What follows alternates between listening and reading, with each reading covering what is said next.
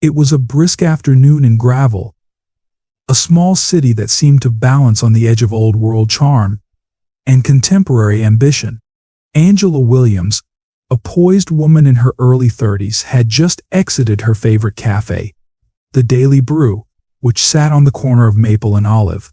The sun was starting to dip low, casting long shadows that danced across the cobbled streets, creating a serene yet unsettling ambience.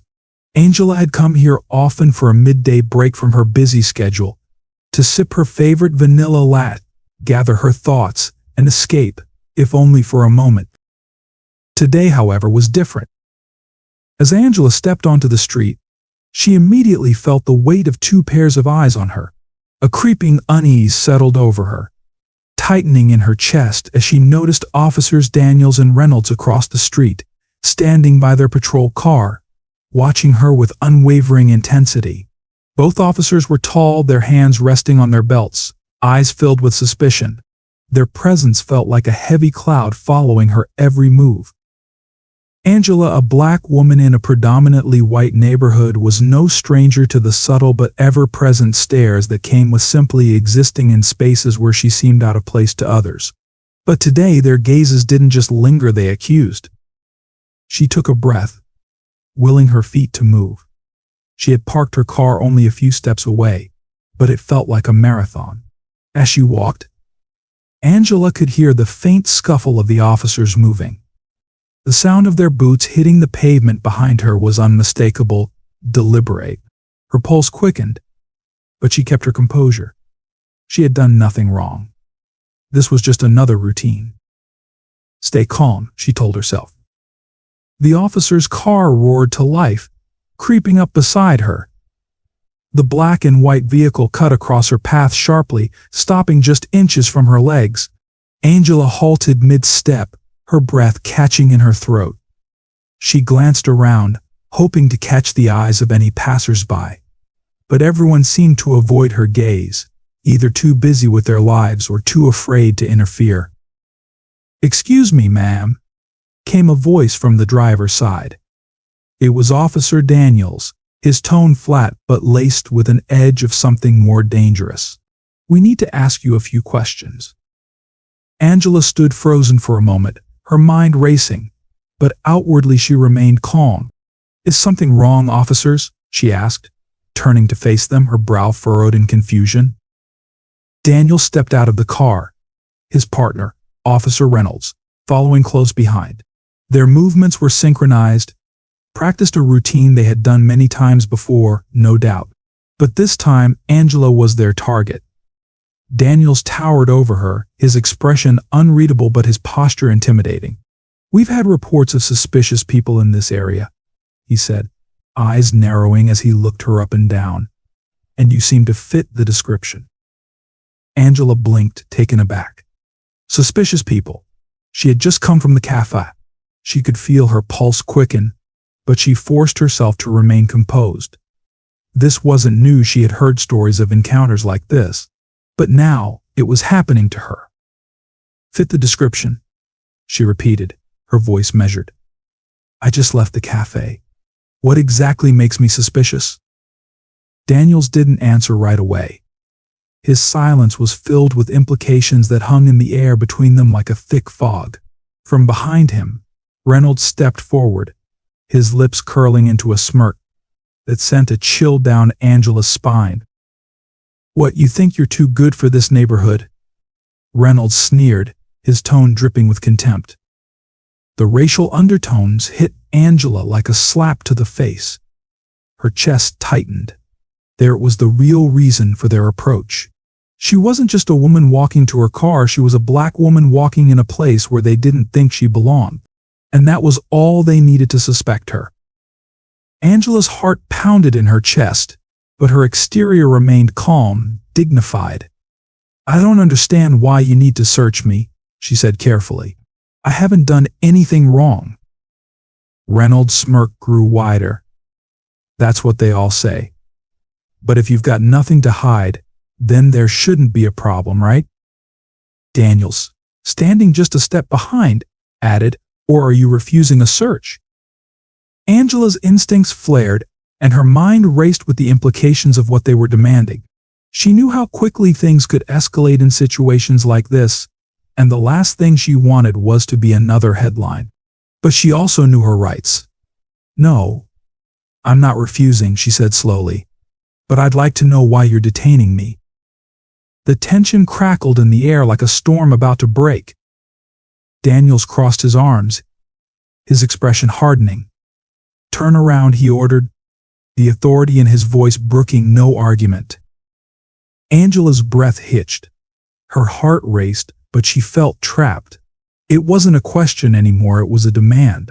She looked around, seeing the faces of bystanders pretending not to notice, their eyes avoiding the unfolding drama.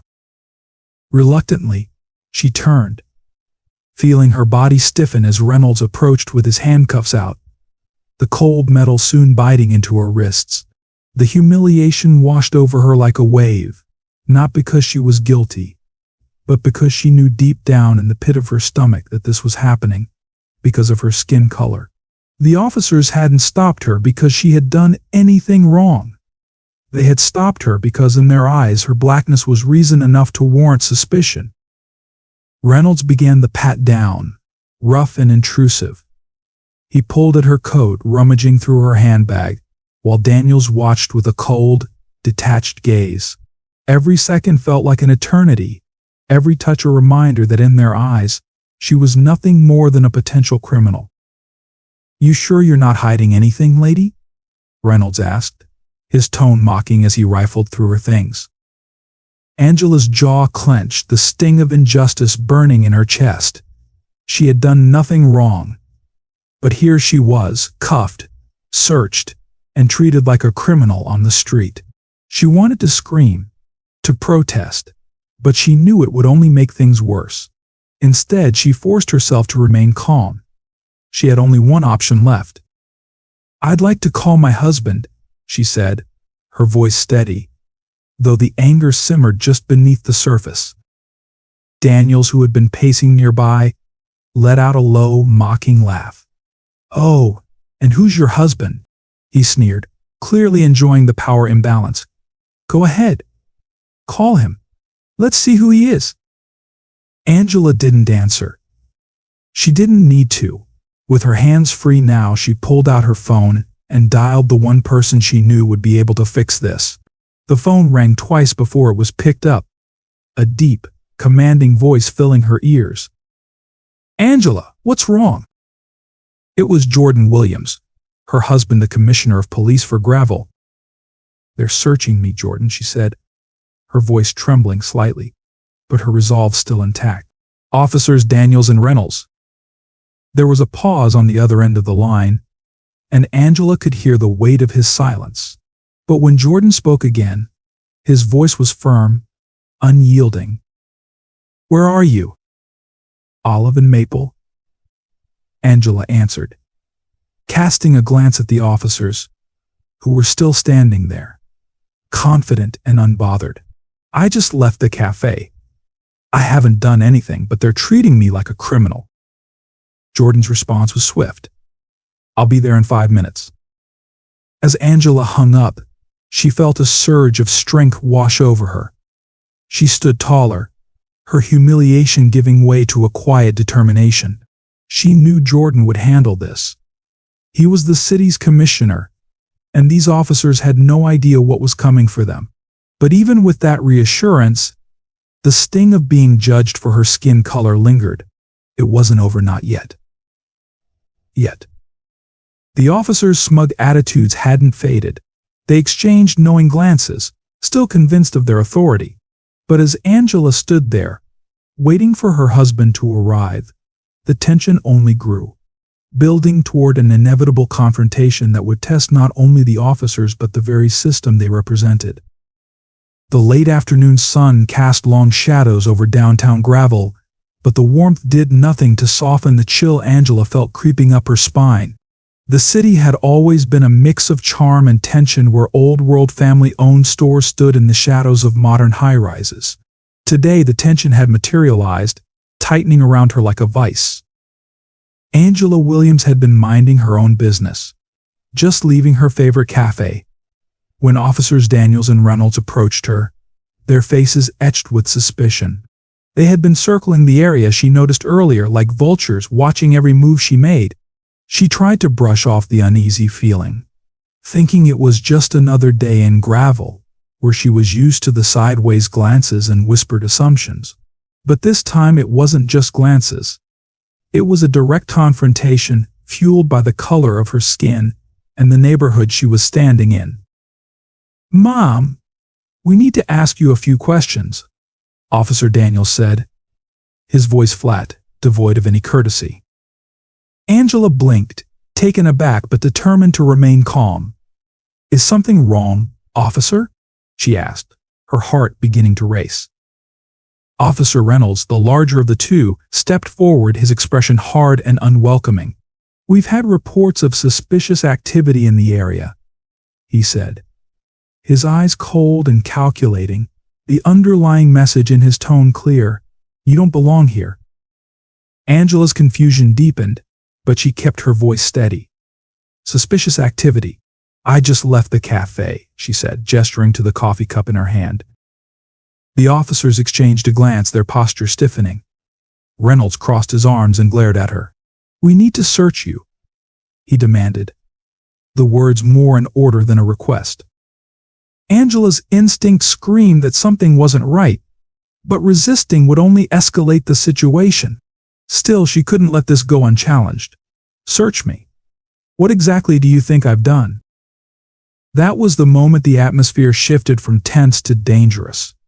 Without warning, Officer Reynolds reached out and grabbed Angela's wrist, his grip tight and unforgiving. Angela gasped, her free hand trembling as her coffee cup fell to the ground, spilling its contents. "Hey," she exclaimed, her voice sharp with shock. Reynolds didn't answer. Instead, he twisted her arm behind her back and pushed her against the side of the car, the cold metal biting into her skin. Angela's breath caught in her throat as the world around her blurred into a chaotic swirl of panic and disbelief. The sound of traffic, distant conversations, and footsteps seemed to fade, leaving only the thudding of her heart in her ears. "Stop. I haven't done anything," Angela protested, her voice shaky but firm. Reynolds ignored her, patting her down with unnecessary force, his hands rough as he searched through her coat pockets and then her handbag. His actions were deliberate, intended to humiliate, to remind her of the imbalance of power. Officer Daniels stood close by, his arms crossed, a smug look on his face as he watched the scene unfold. Passers-by began to notice the altercation, but no one intervened. Some slowed their pace to observe, eyes wide with curiosity or fear, but then hurried along, unwilling to get involved. A few glanced at Angela with silent pity, but none stopped to ask if she was okay. The unspoken understanding was clear: this wasn't their fight, and they didn't want it to be. Angela's mind raced. She knew better than to fight back. She had seen far too many headlines about how things could go horribly wrong for black men and women in encounters like this. The tension in her muscles screamed for her to resist, to shove Reynolds away, but she couldn't. Not if she wanted to stay safe. "Are you hiding something, lady?" Daniels sneered, stepping closer, his eyes scanning her face for any sign of fear or guilt. Angela clenched her jaw, refusing to let them see the fear bubbling inside her. "No," she said through gritted teeth, "but I'd like to call my husband now." Reynolds yanked her arm tighter, forcing her closer to the car. "You can call whoever you want after we're done here." Angela's body stiffened under the pressure of his weight. She could feel her heart pounding wildly, the fear twisting her stomach into knots. Her mind flashed to the worst scenarios: arrest, jail, or worse. This was wrong, all wrong. She knew it, and they knew it too. The only thing standing between her and further humiliation was one phone call. After what felt like an eternity, the officers finished their search. Reynolds finally stepped back, his satisfaction clear in the way he holstered his baton, as if he had proven some point. Angela's hands were free now, but the sense of violation remained. her wrists sore from where he had gripped her so tightly. She knew she had to act fast. Her fingers fumbled for her phone, shaking as she unlocked it. "I need to call my husband," Angela repeated, this time with a firm resolve in her voice that startled even her. She scrolled through her contacts and tapped Jordan's name. The phone rang twice before she heard his deep, steady voice on the other end. "Angela? What's going on?" "They've cuffed me, Jordan. Officers Daniels and Reynolds." Angela's voice cracked as the words tumbled out, the panic and disbelief she had been holding back finally surfacing. "They've searched me, they won't tell me why." Jordan's tone immediately shifted from concern to urgency. "What? Where are you? Are you okay?" His questions came fast, but his voice remained calm, though she could hear the tension underneath. Angela glanced at the officers, who had overheard their names being mentioned.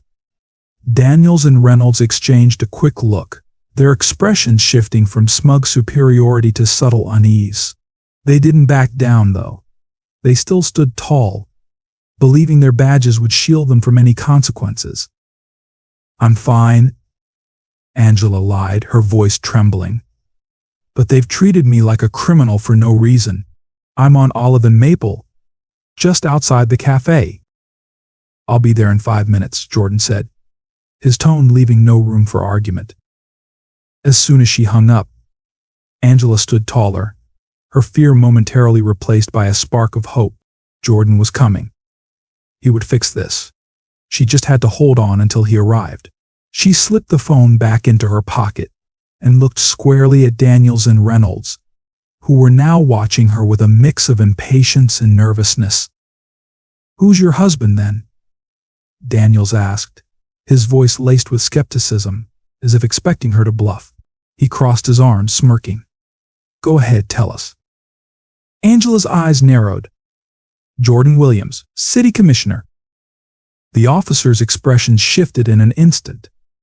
The name carried weight, and they knew it. The smirks faltered, replaced with a flicker of doubt, but they didn't let it show fully.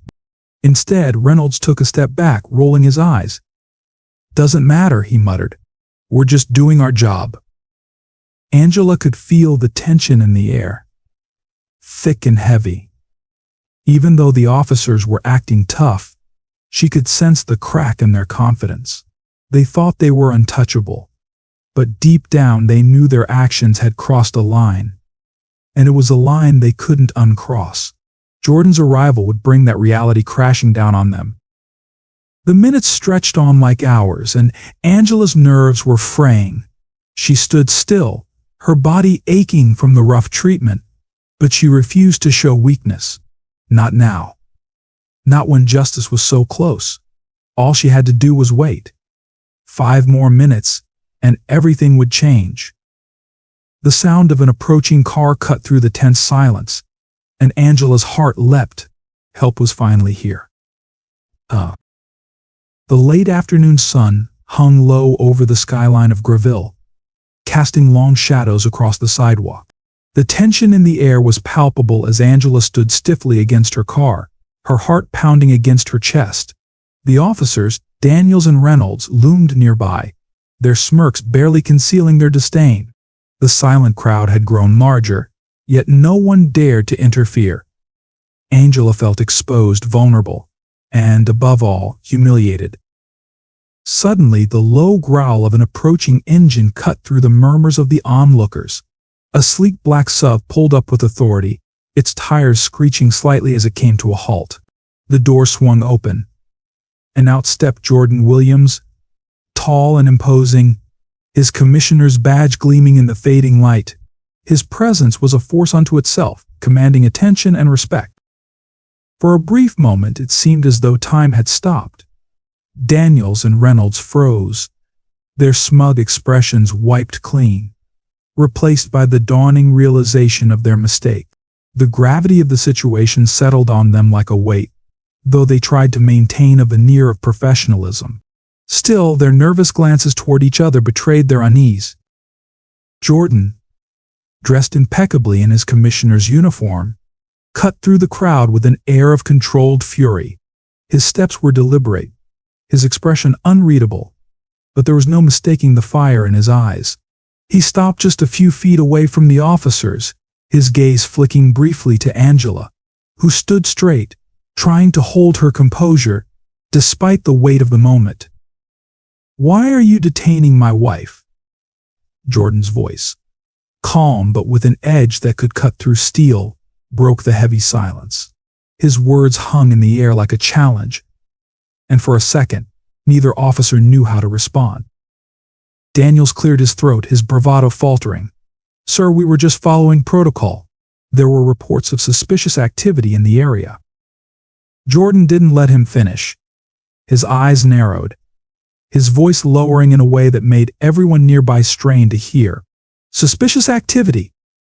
What's the real reason, Officer Daniels?" The crowd, sensing the shift in power, pressed closer, their whispers growing louder. Jordan's authority was undeniable, and in that moment, the officers knew they had lost control of the situation. But Reynolds, always the more aggressive of the two, stepped forward, desperate to salvage some sense of control. "We had every right to search her," Reynolds said, his voice hardening as he glared at Angela. "She matched the description of a suspect in the area." Jordan's gaze flicked back to Angela, a brief look of reassurance crossing his features before he turned his attention fully back to the officers. His next words were measured, each one carrying the weight of accusation. "Match the description of what? Exactly?" Jordan's voice dropped, his intensity increasing. "Did she resist? Did she threaten you in any way?" Daniels faltered under the pressure, his face growing paler by the second. "No, sir, but we had reports." "Reports of what?" "A black woman walking down the street." "Or was it simply because you saw someone who didn't fit your idea of who should be in this part of town?" The crowd shifted, their murmurs growing louder now. Jordan's words echoed a sentiment that many of them had felt for too long, the sense that certain people were always viewed with suspicion, always presumed guilty, because of the color of their skin. Jordan wasn't just angry. He was furious, but it was a cold, calculated fury, the kind that could tear through the layers of institutional protection these officers hid behind. His tall frame cast a long shadow over Daniels and Reynolds, both of whom were now visibly shrinking under his gaze. "Let me ask you something," Jordan said, his voice rising just enough for the crowd to hear. "Was it because she's black? Or was it just because you thought you wouldn't be held accountable?" The question was a knife, sharp and direct, slicing through the thin veil of excuses the officers had tried to maintain. Daniel's mouth opened and closed several times, the words dying in his throat. Reynolds, still trying to hold on to his composure, took a step forward, as if to challenge Jordan. "She matched the description, sir," Reynolds repeated, though his voice was less certain now, lacking the arrogance it held just minutes ago. Jordan took a step forward, closing the gap between himself and the officers. His eyes locked onto Reynolds with a cold, burning intensity. "Match the description of what, Officer Reynolds?" His words were slow, deliberate, each one striking with the weight of unspoken accusation. "Suspicious for what?" "Walking while black." Reynolds looked away, the confidence in his stance deflating under Jordan's scrutiny. Daniels shifted uncomfortably, unable to meet Jordan's gaze, while the crowd began to murmur again, sensing that the truth of the matter had been laid bare. "I want to be very clear," Jordan said, his voice gaining strength with each word. "This isn't just about my wife. This is about how you see black people in this city. How you see us as threats, criminals, suspects, before you see us as human beings." Daniels, still too stunned to respond, shifted awkwardly on his feet. Reynolds, on the other hand, tried once more to defend his actions. "We didn't mean." Jordan cut him off. "Didn't mean to what?" "Didn't mean to harass an innocent woman. Didn't mean to humiliate her in public. Or didn't mean to get caught." Reynolds faltered, his mouth hanging open in silence. The weight of his actions was catching up with him, and for the first time he seemed to realize that there would be consequences for what he had done. The crowd, now fully invested in the confrontation, watched with bated breath. Some had their phones out, recording the interaction, capturing every word as evidence of the injustice that had unfolded. Jordan took a deep breath, his voice steady as he continued. You thought you could get away with it because she's black. You thought no one would question you because no one ever does. Well, not today. Today you answer for your actions. Daniels finally found his voice, but it was weak, barely audible above the growing murmurs of the crowd. We didn't know she was your wife. Jordan's eyes flashed with anger, but he held his composure. That's the point, Officer Daniels. It shouldn't matter who she is. Whether she's my wife or a stranger on the street, she deserves respect. And you, he pointed directly at both officers, you both failed at the most basic part of your job to protect and serve. The silence that followed was deafening. The crowd, no longer just passive spectators, began murmuring among themselves, the weight of Jordan's words settling over them. This wasn't just a confrontation between a commissioner and his officers. This was about something much larger, something that had been simmering beneath the surface of Graville for too long. Jordan turned his back on the officers for a moment, taking a deep breath as he looked at Angela. Her eyes were wet, though she held her head high, her dignity intact, despite everything she had been through. You're going to face the consequences for this, Jordan said, turning back to Daniels and Reynolds, his voice filled with finality. Internal Affairs will hear about it, and you'll be suspended until further notice. But more importantly, his voice dropped. This city will know that what you did today was wrong. With those final words, Jordan stepped aside, gesturing for the Internal Affairs officers who had arrived on the scene to escort the two officers away.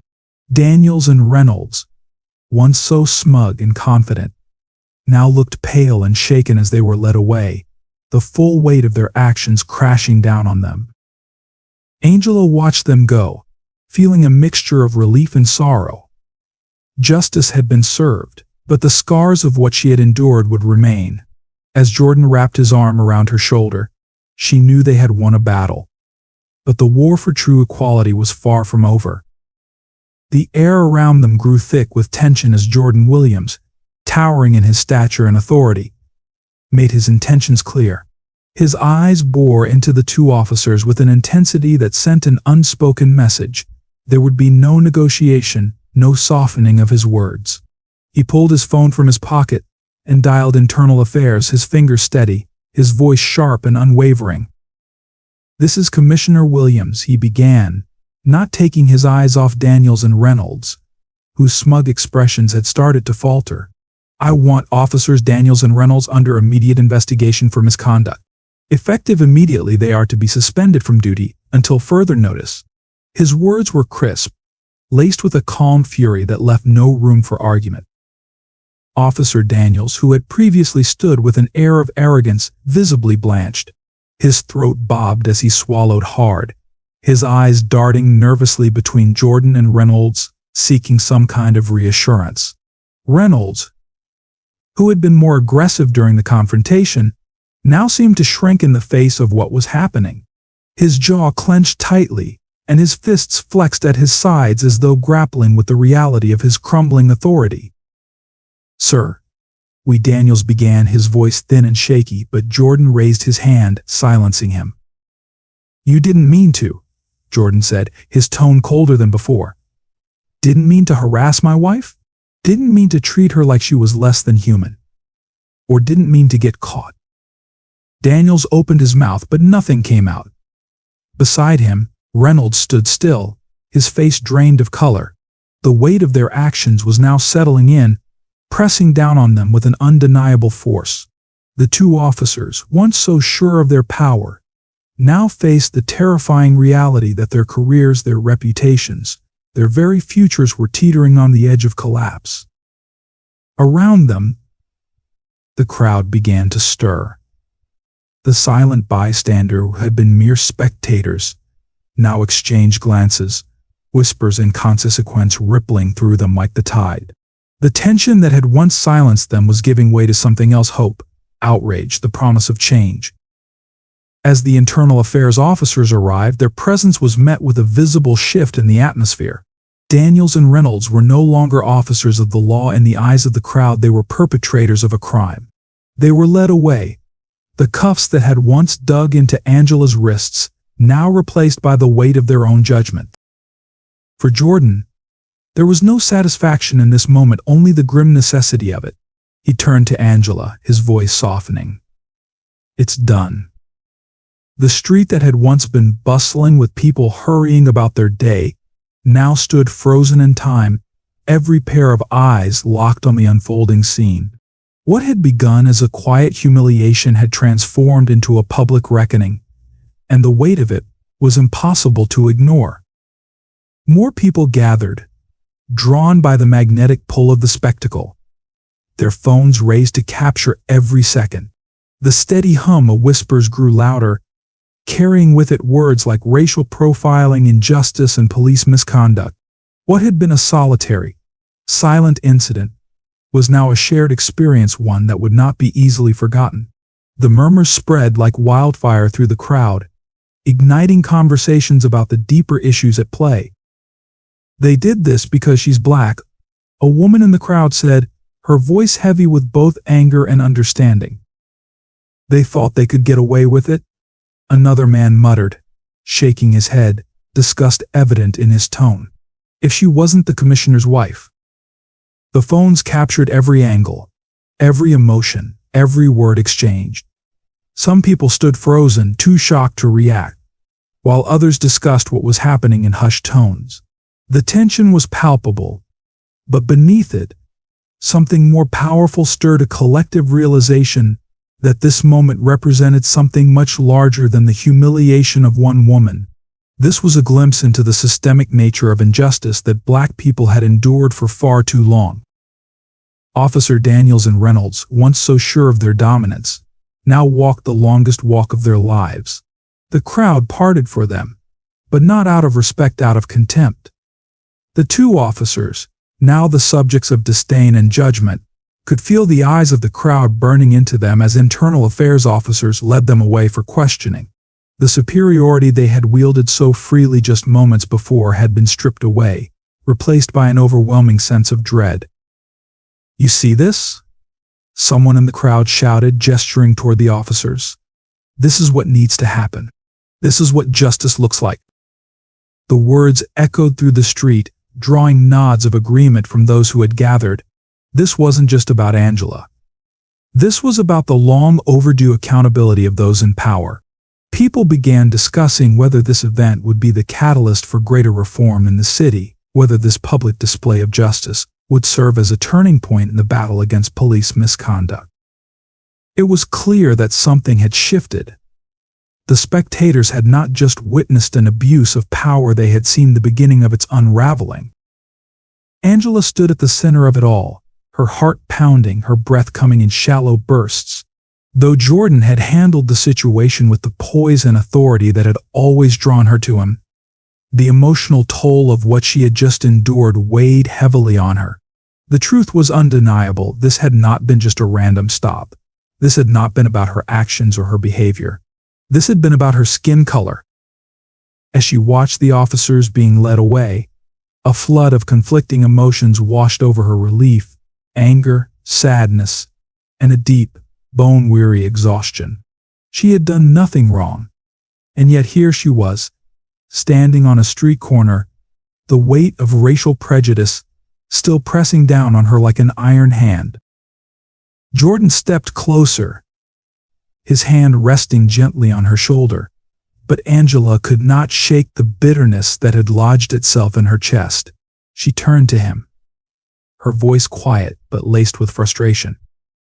"Even as the commissioner's wife," she said, her words slow, deliberate, "I'm still just another black woman to them." Jordan's face tightened at her words, the pain in his eyes matching her own. He knew she was right. Despite his position, despite his power, there was only so much he could shield her from. The world saw her skin before it saw her humanity, and no title, no position, no connection could fully protect her from that harsh reality. Angela's gaze drifted to the crowd, the faces watching, the phones recording, the murmurs of injustice that filled the air. She knew that for every person standing there, there were countless others who had faced the same treatment, but had no one to call for help, no one like Jordan to rush to their side. "This wasn't just about me," she continued, her voice trembling slightly. "This is about every black person who's ever been targeted, harassed, treated like less than human because of the color of their skin. What if I wasn't your wife? What if I had no one to call?" Jordan didn't answer right away. He didn't need to. The weight of her words hung between them, heavy and unyielding.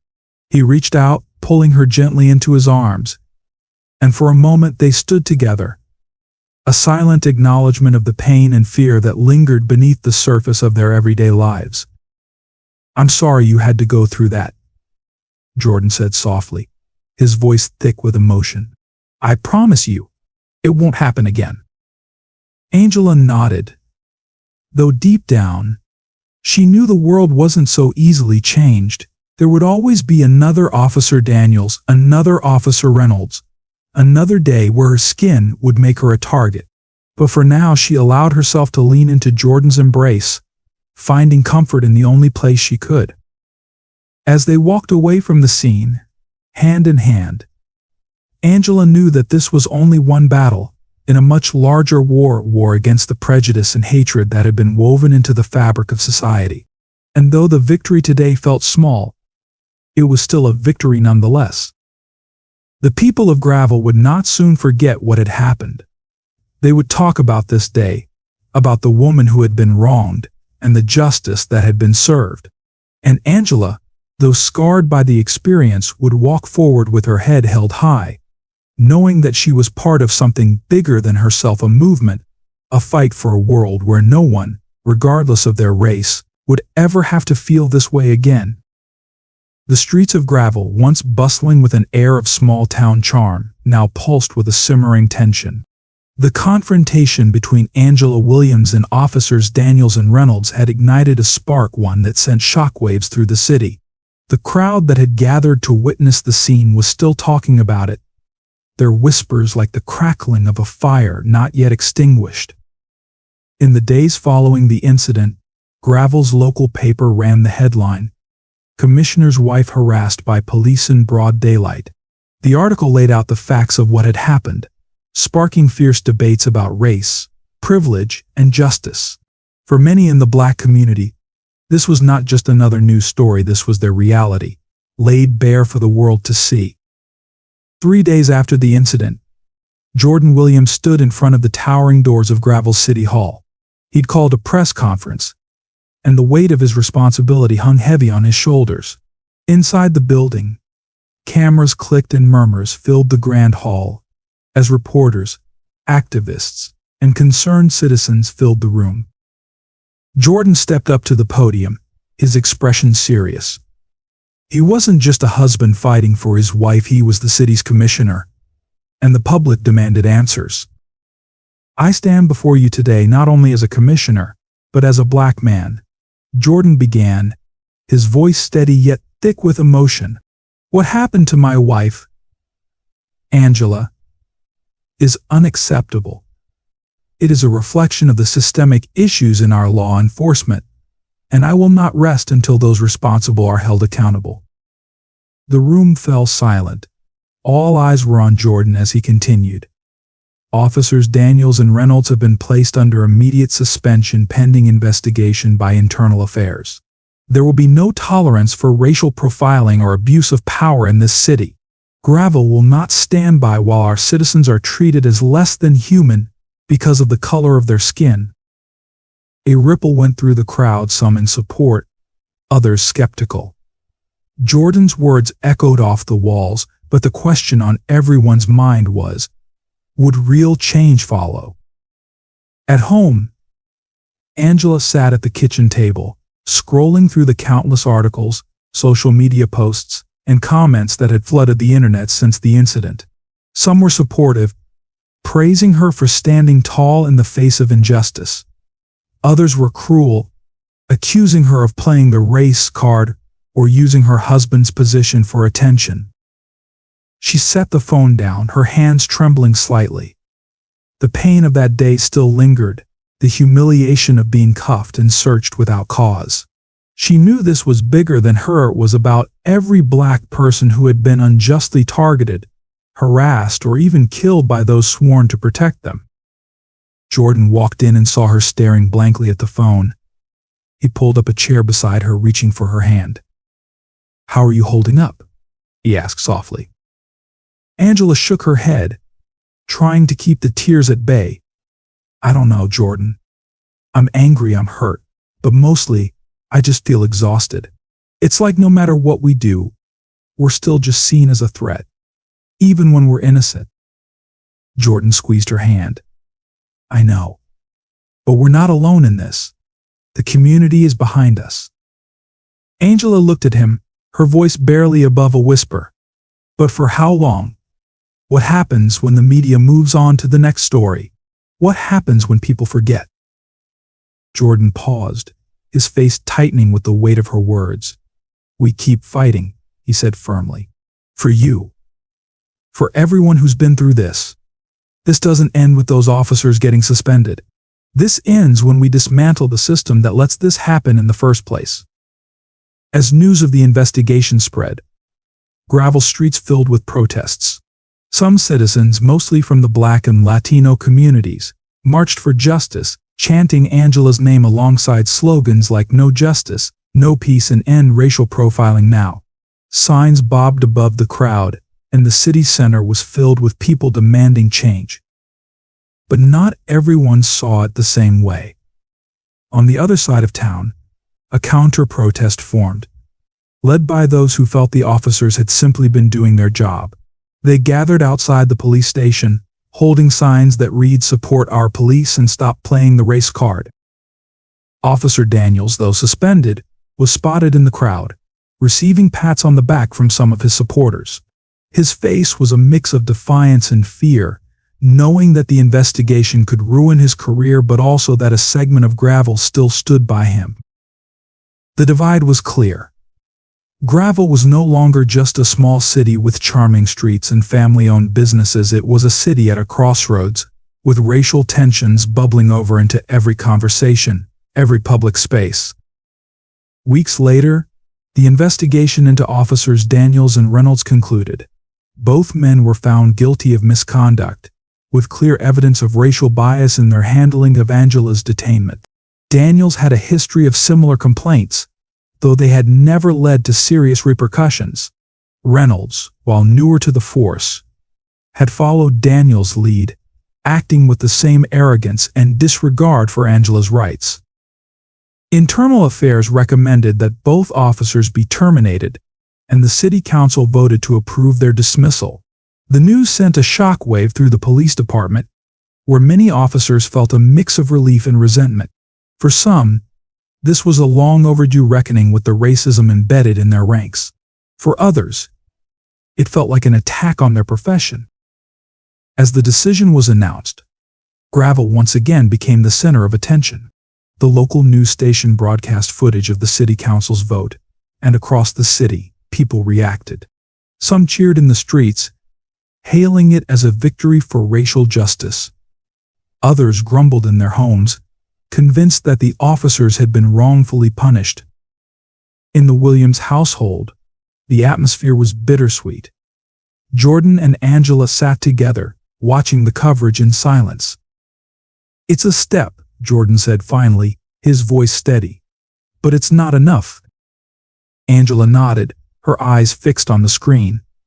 "I know. This isn't just about those two officers. It's about the whole system." She leaned back, exhaling deeply. "I want to believe this will make a difference. But I've seen this before. People get outraged, demand change, and then it fades. And the same thing happens all over again." Jordan turned to her, his expression resolute. "That's why we have to keep pushing. We can't let them forget. Not this time." The incident had left an indelible mark on Graville. The protests and counter-protests slowly dissipated, but the conversation about race, privilege, and justice continued to simmer just below the surface. For Angela, the experience had been a painful reminder of the realities that Black people face every day regardless of status, education, or connections. Even as the wife of the city's commissioner, she had not been immune to the racial profiling that plagued so many others. For Jordan, the ordeal had strengthened his resolve. He knew that his role as commissioner wasn't just about maintaining order, it was about transforming the very structures that allowed racial injustice to persist. His fight wasn't just for Angela, but for the countless others who didn't have someone in power to protect them. As they sat together that evening, watching the city from their window, Angela turned to Jordan and said, "We're not done yet." Jordan smiled softly, his hand resting on hers. "No, we're not." And so, the story of Graville's reckoning continued, a small city forced to confront the deep, unspoken racial divides that ran through its streets. The impact of Angela's story echoed far beyond her own experience, a call for justice that would not be silenced. And as the people of Graville moved forward, one truth remained: no one, not even the police, was above the law. But the deeper fight to dismantle the systemic racism that lay at the heart of it all was only just beginning.